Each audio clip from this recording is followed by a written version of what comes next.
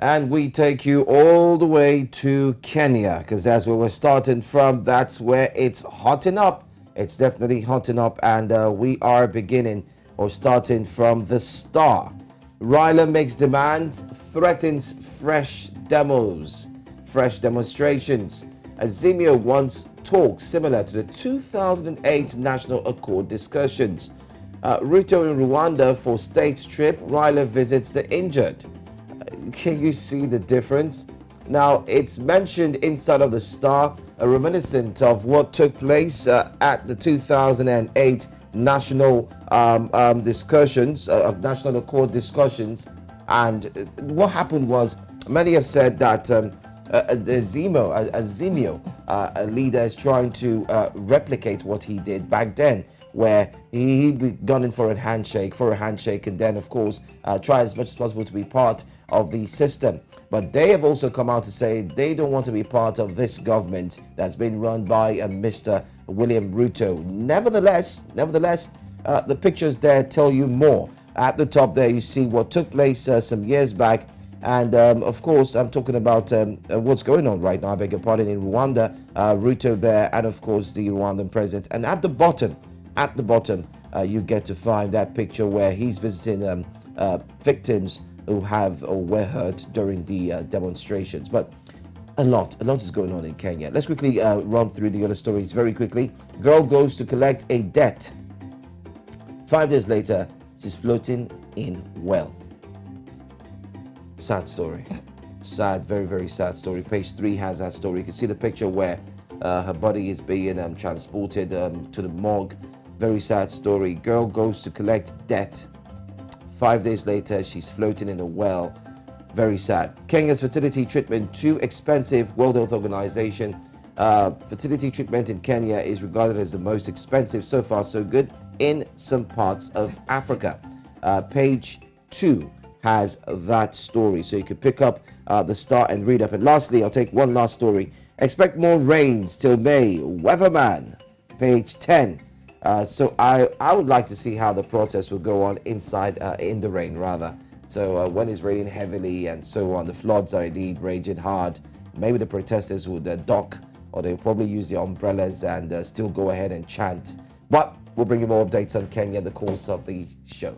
Well, I mean, you never can tell how determined people are when they're protesting, so you can't say whether or not they'll protest under the rain. But anyways, let's still stay in Kenya now. Let's look at the Daily Nation.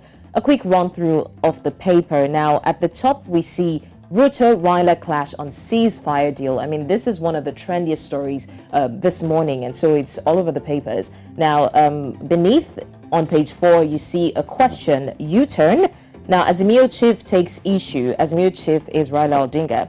Takes issue with the president's statement on Sunday, arguing that it fell short of what had been agreed upon by their team of negotiators, insists that Parliament cannot address all their core issues, and he suggests a process akin to the 2008 National Accord. I mean, Joe has given details of that, so let's go again to another story. Now, we see a very promising story where it says, I mean, talking about parenting, it says, with proper care, your preterm baby will pull through. I mean, this has been the concern of many parents. You know, a lot of children born preterm, and some of them have unfortunately not survived. But we're seeing on the paper that with proper care, your preterm baby will pull through. So you can read more on that story. And of course, we see a story from the West. Adult filmmaker, president, and $130,000 in hush money. I mean, we all know who that is referring to. On page 27, you can read more of that story. And another sad story on page 12 says, Miranda sent my son home and I found his body at mortuary gate. Really sad. Really, really sad story. And more details of that story on page 12. Beneath, on page 2 and 3, you see a topic book serialization, and this is called to Uhuru and Raila and 2013 poll fallout. Now, I'm still talking about the Ruto-Raila clash in Kenya. I mean, that's all the stories we have from the Daily Nation in Kenya. All right, away from the Daily Nation, let's go to South Africa. Let's take it to the southern part of Africa. In South Africa, Soweto is where we are having a stop by. It's been a minute, it's been a long time since I mean, I touched base with Sowetan. It's been a long time since we actually went through the front pages, but this is good. Let's take a look at what it says. Rhino poaching middleman. Rhino poaching middleman. The middleman, of course, inverted commas. Well, you'd see who he is and so on. It says Chief's Web of Crime. On the front page there, you can see the chief. To your right, you can see the widow of the late chief, Clyde Nancy Charlene Felicity Matthews. Who's the next person? Well, the alleged kingpin, Petros Mabuza. Well, let's tell you about it. NPA's indictment reveals how Nisi allegedly facilitated the sale of rhino horns of up to 1 million rands a set in a syndicate involving cops.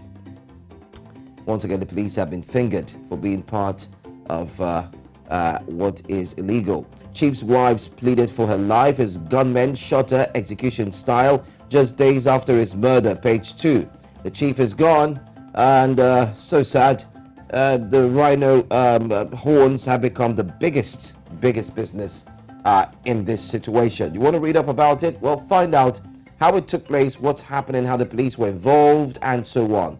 One more story on the front page of Sowetan. You can see members of EFF with the leader Julius Malema, and this is when they were marching to the Ugandan embassy in Pretoria.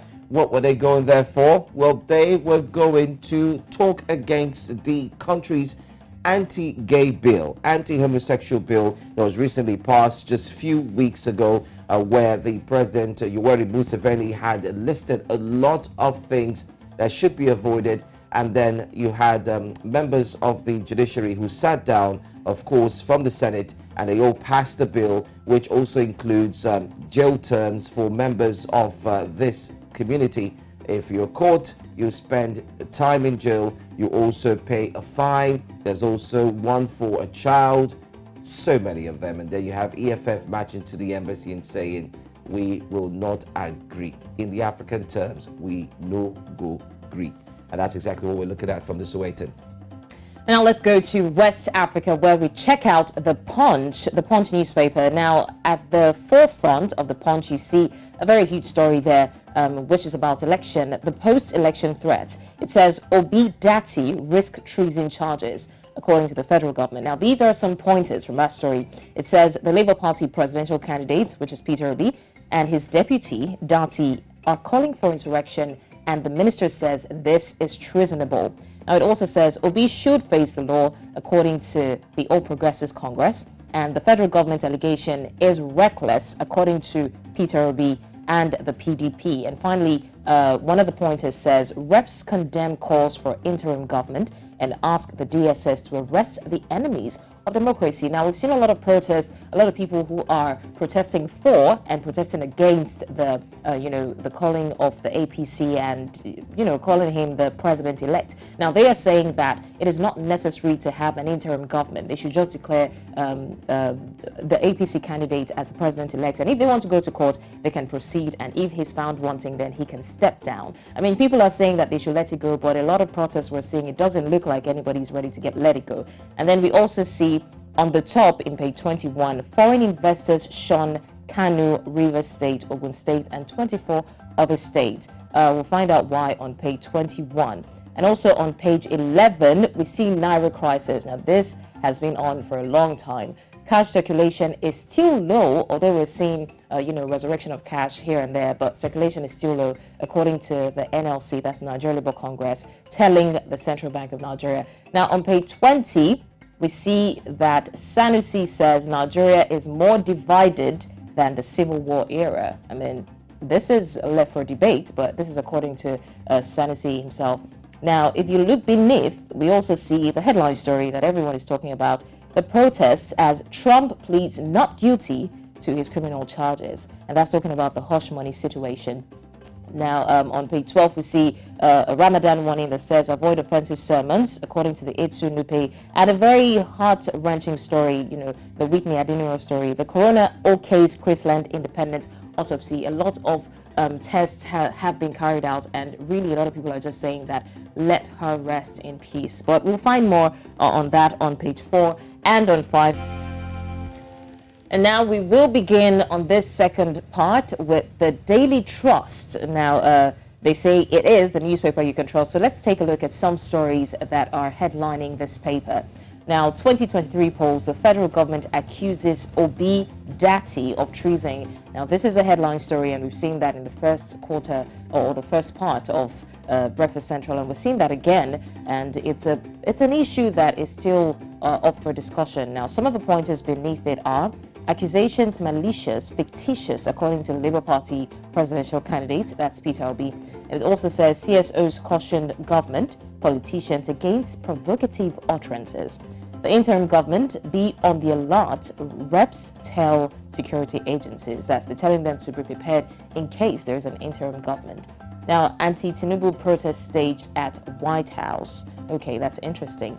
And it also says Nigeria not under any threat, according to the defense chief.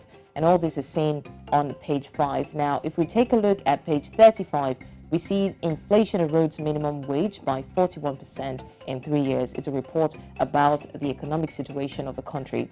And if we take a look at page 34, we see in Kano State that tomato farmers lose over 1.5 billion naira to pest attack. That is serious, and hopefully the government can weigh into that situation. And on page 35 as well, we see Peter Obi and Oyedepo's leaked audio, and the NCC says we do not track phone conversations. Now, beneath it, we also see the Western story that says Trump is charged with falsifying his business records. Now, all these stories can be found on the Daily Trust, the Lagos edition. All right, let's move on to the next paper this morning, and let's take a look at what we have. We've got The Nation. The Nation is also here from Nigeria, and The Nation has a lot covered this morning. Federal government will be Datti's action treasonable. This is one of the hardest conversations this morning in our top story, and making the front pages. This came yesterday. Polls integrity intact. Shoyinka decries Datti's TV chart. Obi denies it all because he responded as well. Also on his social media handle, he did respond. However, many have called for a different view concerning the statement made by the minister. It was wrong for Obi in one breath to seek redress in court over the outcome of the polls, and in other breath incite people to violence. A Democrat should not believe in democracy only when he wins the elections. That's the point he made. Don't just believe in it if you win. So the question is, if Obi had won, would he have gone to court?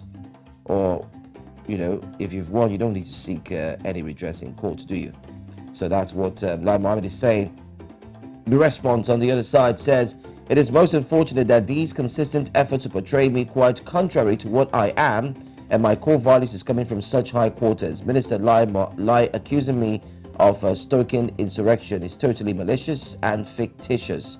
Peter Obi speaks as well in response to Lai Mohammed's statement. Well, let's take a look at other stories there on the front page. You have Donald Trump. Trump pleads not guilty to 34 felony counts.